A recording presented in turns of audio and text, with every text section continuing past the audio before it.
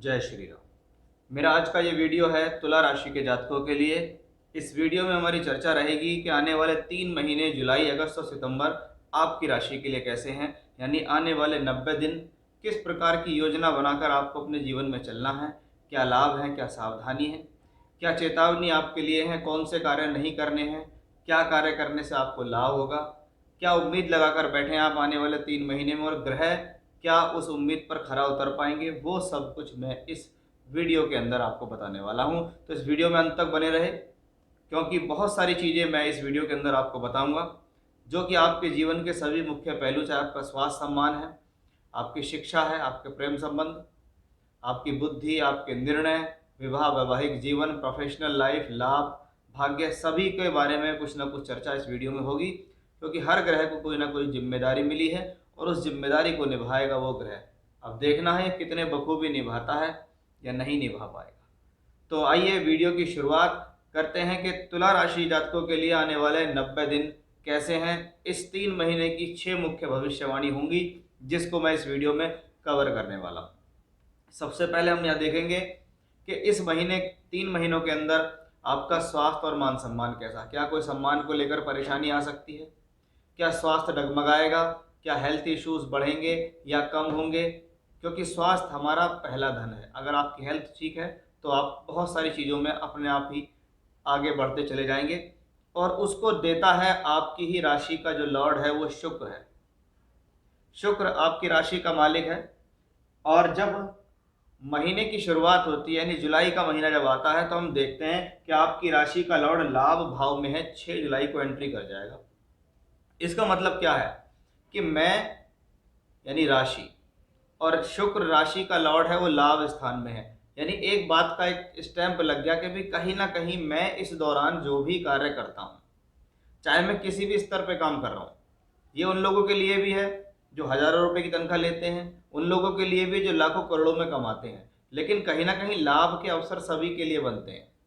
यानी प्लेनेट की स्थिति, ग्रह का गोचर किसी न किसी प्रकार से सोर्स ऑफ इनकम देने वाला बनेगा कि मैंने इस दौरान अपनी मेहनत से काम करके अपने आप को आगे बढ़ाया, यानी मैं लाभ से जुड़ गया। शुक्र जैसा ग्रह लाभ स्थान में है, ये इच्छा पूर्ति का भाव है, तो बहुत बार ऐसे समय में व्यक्ति की इच्छाओं पूर्ति होती है। तो वो एक अच्छी स्थिति हमें यहाँ इस शुक्र की वजह से दिखाई दे रही है कि शुक्र लाभ स्थान में पहुंच गया है। उस लाभ स्थान में शुक्र के पहुंचने के बाद ये आपकी हेल्थ के लिए ठीक है, सम्मान को गिरने नहीं देगा। इस ग्रह को 2 अन्य ग्रह सपोर्ट करते हैं। पहला योग कारक शनि जो यहाँ इसको दृष्टि देता है, यानी ये कहीं ना कहीं एक लक्ष्मी योग या धन योग हम कहते हैं, जब पंचम और एकादश में संबंध आपस में बन जाए। वहीं धन का कारक बृहस्पति भी इसको दृष्टि दे रहा है। इसका मतलब सीधा सीधा है कि शुक्र में बल है। अब 7 अगस्त को शुक्र वापस वक्री होके कर्क राशि में आ जाएगा, और लगभग लगभग मैं समझता हूँ सितंबर या अक्टूबर की शुरुआत तक भी ये शुक्र यहीं पर रहेगा। अब राशि का मालिक केंद्र त्रिकोण में हो, बिना किसी दुष्प्रभाव के हो और वक्री हो, तो ऐसा ग्रह बली होता है। ऐसे ग्रह के अंदर बल देने की क्षमता बढ़ती है, क्योंकि वक्री ग्रह सदैव चेष्टा बल से भरपूर होता है, और षडबल के अंदर एक ग्रह अगर वक्री आपकी कुंडली में है तो उसको एक अतिरिक्त बल मिलता है जिसको हम कहते हैं चेष्टा बल। यहाँ पर ये शुक्र बली है कर्म भाव में, यानी इस दौरान कुछ अच्छा कर्म होने वाला है। इस दौरान कर्म क्षेत्र बढ़ने वाला है, आप अपनी पूरी एनर्जी से अपने काम में ध्यान लगाएंगे। कोई स्वास्थ्य हानि नहीं है, कोई हेल्थ इश्यूज नहीं है, कोई मान सम्मान हानि नहीं है।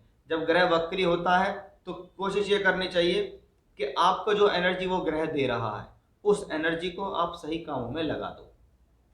बस यही वो ग्रह चाहता है। अगर आपने लगाई तो आप देखेगा लाभ भी बढ़ेगा, कर्म भी बढ़ेगा, कार्य क्षेत्र में तरक्की मिलेगी। यानी शुक्र की सबसे पहला पड़ाव आप इन 3 महीनों में बहुत बेहतर स्थिति में प्राप्त कर रहे हैं। ये एक शुभ संकेत है इन 3 महीनों का कि मेरी राशि का लॉर्ड मजबूत है, यानी मैं जो काम करूंगा उसमें मुझे लाभ मिलेगा, मेरा सम्मान बना रहेगा, मेरा स्वास्थ्य ठीक रहेगा। अब देखते हैं आपकी शिक्षा, आपके प्रेम संबंध और बुद्धि निर्णय पर इसका क्या प्रभाव पड़ने वाला है।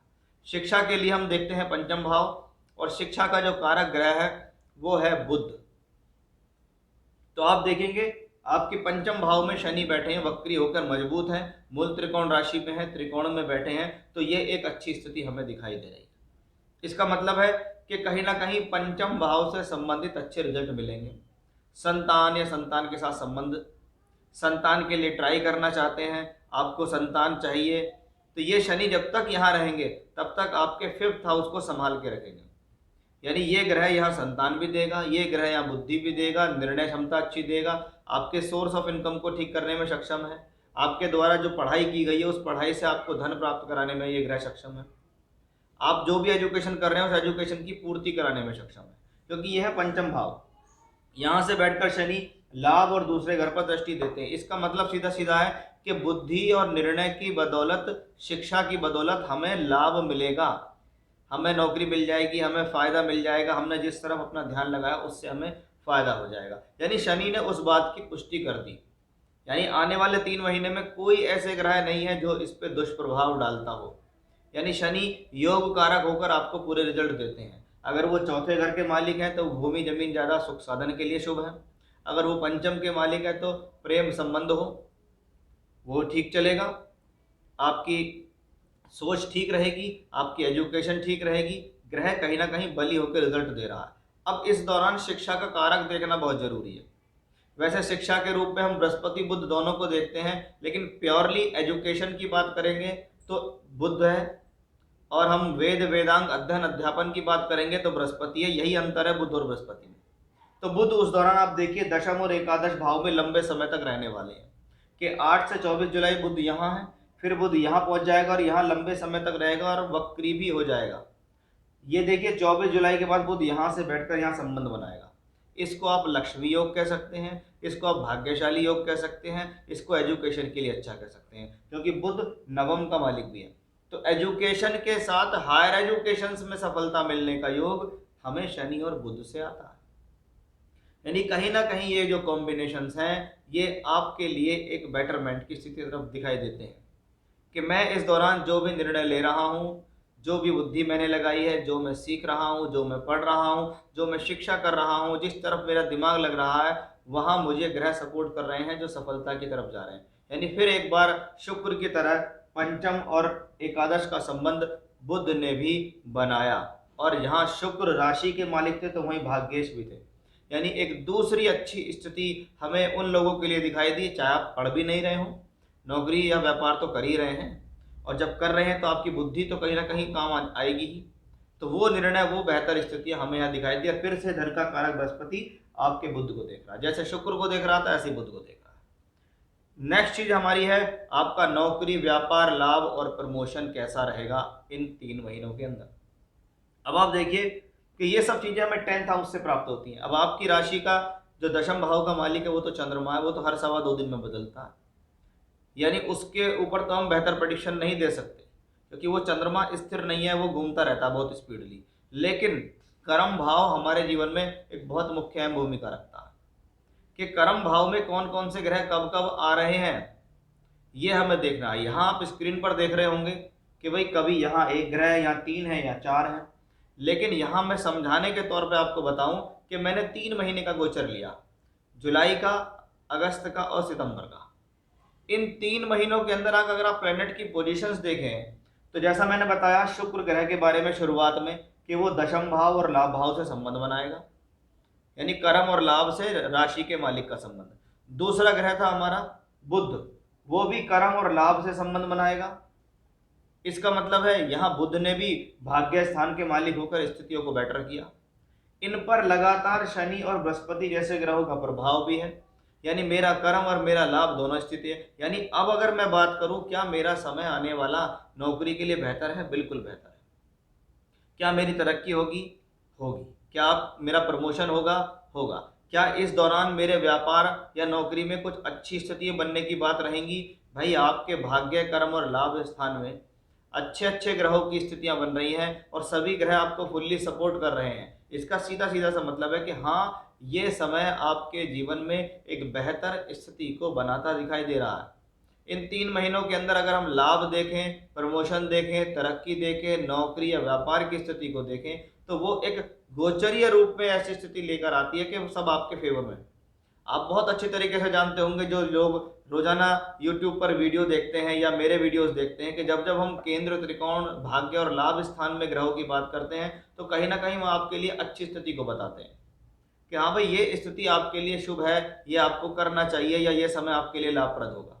उसमें लाभ का मालिक सूर्य है, वो पहले भाग्य स्थान में है, फिर कर्म में आएगा और फिर लाभ स्थान में जाएगा। यानी सभी ग्रह आप यदि देखें, भाग्य कर्म लाभ, भाग्य कर्म लाभ, भाग्य कर्म लाभ का लगातार संबंध, और शनि बृहस्पति का भी संबंध बन रहा है। कर्म कारक शनि को भी सभी ग्रह वहां से बैठकर दृष्टि दे रहे हैं।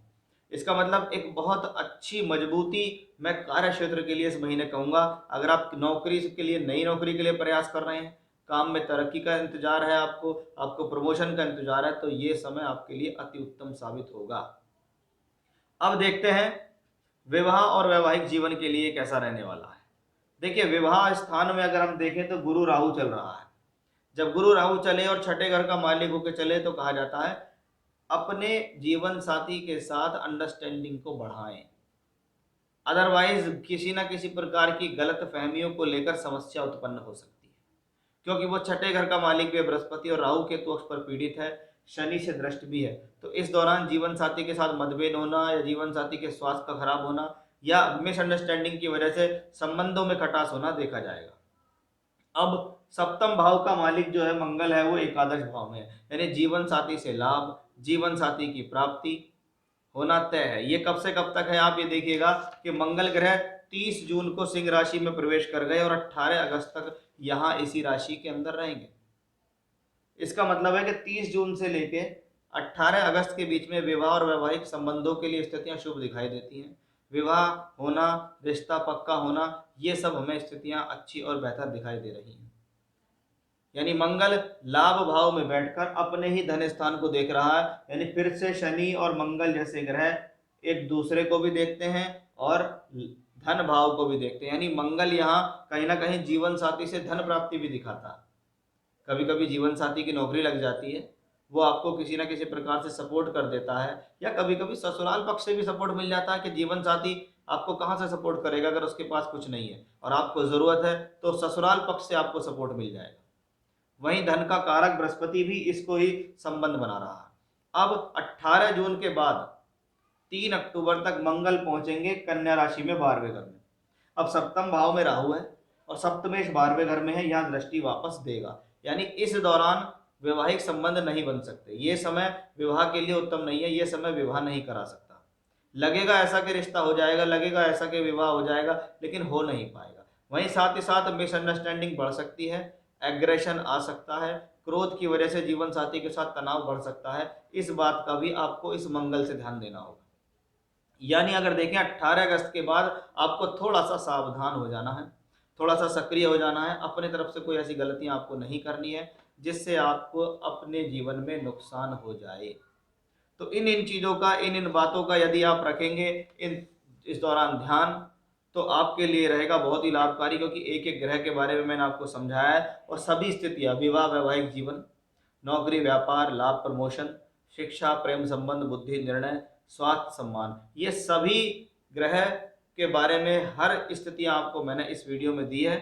तो आप देख सकते हैं, समझ सकते हैं, सावधान हो सकते हैं और आने वाले समय की तैयारी कर सकते हैं कि भाई आने वाले 3 महीने मेरे लिए बेहतर हैं, तो मैं किन किन तैयारों के साथ आगे चलूं जिससे मुझे लाभ मिल सके। जय श्री राम।